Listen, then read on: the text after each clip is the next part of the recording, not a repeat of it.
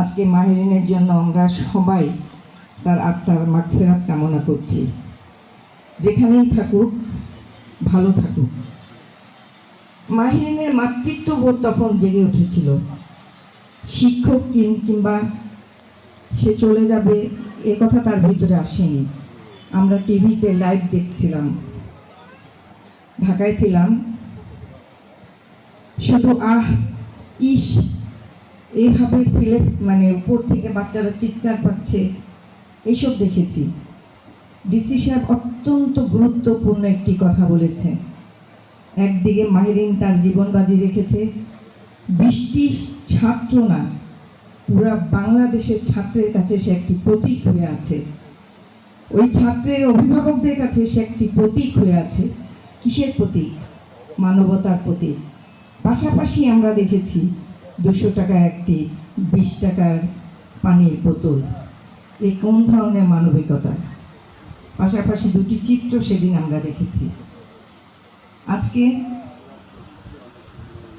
মাহিরিন সম্পর্কে কি বলবো? আমি তার কবর জিয়ারত করতে এসেছিলাম। কোনোদিন কিন্তু জানতাম না এই এলাকার বগলাগাড়ি গিয়াস চৌধুরী আমার নানা। ছোটবেলায় অনেক এসেছি। ডিসেম্বর মাস আসলেই পরীক্ষা শেষ হতো। আমরা ঢাকায় পড়াশোনা করেছি। আমি আব্বা আমাদেরকে মা সহ পাঠিয়ে দিত গ্রামে। পয়লা আমার নিজের নানার বাড়ি এবং গিয়াস চৌধুরী ছিল আমার আম্মার একমাত্র মামা। এখানে আমার একটি ভাই মানুষ হয়েছে। সেই সুবাদে আমি বগলাগাড়ি বহু এসেছি, কিন্তু মাহিরিন চৌধুরীর সঙ্গে আমি তো হচ্ছে অনেক বড়, বললাম না আমার বাচ্চার সমতুল্য। কিন্তু এই মাহিরিন চৌধুরীর কাছে তখন কিন্তু মনে হয় নাই যে তার দুটি বাচ্চা আছে। এর চেয়ে বড় মানবিক মানুষ আমরা কোথায় পাবো? আমরা গর্বিত বগলাগাড়ির সন্তান সে। আমি এই এলাকারই মানুষ। আপনারা জানেন এই জুলাই মাসটি আমাদের জন্য, বিশেষ করে রংপুর অঞ্চলে, হলো সাইদ দিয়ে।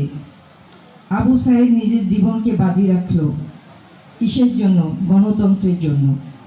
মাহিরিন জীবনকে বাজি রাখলো কিসের জন্য? তার সন্তান সমতুল্য ছাত্রদের জন্য। আজকে আমরা শুধু স্মরণ সভা করে তাকে মনে করব তা কিন্তু হয় না। তাকে বাঁচিয়ে রাখতে হবে, মানবিকতার প্রতীক হিসাবে বাঁচিয়ে রাখতে হবে। সে চলে গেছে, যেখানেই গেছে সবাইকে আমরা যাব, এবং সে তার কিন্তু শহীদই আত্মা, তার কোনো পাপ নেই, সব ধুয়ে গেছে। কিন্তু তাকে আমাদের মাঝে বাঁচিয়ে রাখতে হবে মানবিকতার একটি প্রতীক হিসাবে। তার জন্য স্থানীয় ডিসি সাহেব যতগুলি কথা বলেছে, প্রত্যেকটি কথার সঙ্গে আমি একমত। প্রত্যেকটি কথার সঙ্গে আমি একমত। আমার দুঃখ লাগছে যে মাত্র কয়েকদিন আগে যে প্রতিষ্ঠানটির কথা বলা হলো, এখানে আজকে যারা দাবি করলো তারাও সেই দিন সেখানে ছিল। একটি বার তারা আমাকে বলে নাই, কিংবা এই প্রতিষ্ঠানটির কথা এই দাবিটা আজকে যেভাবে উঠলো, আমি প্রায় 3 ঘন্টা জলঢাকার বিভিন্ন পক্ষ বিপক্ষ সবাইকে নিয়ে বসে, এই ইউনো সাহেবের অফিসে বসে আমি এই শিক্ষা প্রতিষ্ঠানগুলির বিভিন্ন সভাপতি কিংবা তাদেরকে সিলেক্ট করে আমি ডিসি সাহেবের কাছে পাঠিয়ে দিয়েছি।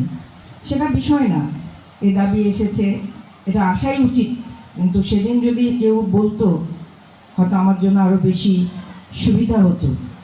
কিন্তু তারপরেও আমি বলবো, মাহিরিন চৌধুরীর সঙ্গে কারো কোনো কিছু শেয়ার করা যায় না, শেয়ার করতে পারবো না, আমরা শেয়ার করা উচিত না, তাহলে আমাদের মানবিকতা হারিয়ে যাবে। তাই আমি এখানে আজকে কথা দিয়ে যাচ্ছি, আমি আমার সাধ্য অনুযায়ী, আমি আমার যতটুকু দূর যেতে পারি আমি ততটুকু পর্যন্ত। সে জিয়া রহমানের পরিবার সে হিসাবে না, মাহিরিন চৌধুরীকে বাঁচিয়ে রাখতে হবে মানবিকতা মানুষকে শেখানোর জন্য, এবং তার জন্য যা করা দরকার, যতদূর আমাকে যাওয়া দরকার, আমি যতদূর যেতে পারবো আমি ততদূর যাব।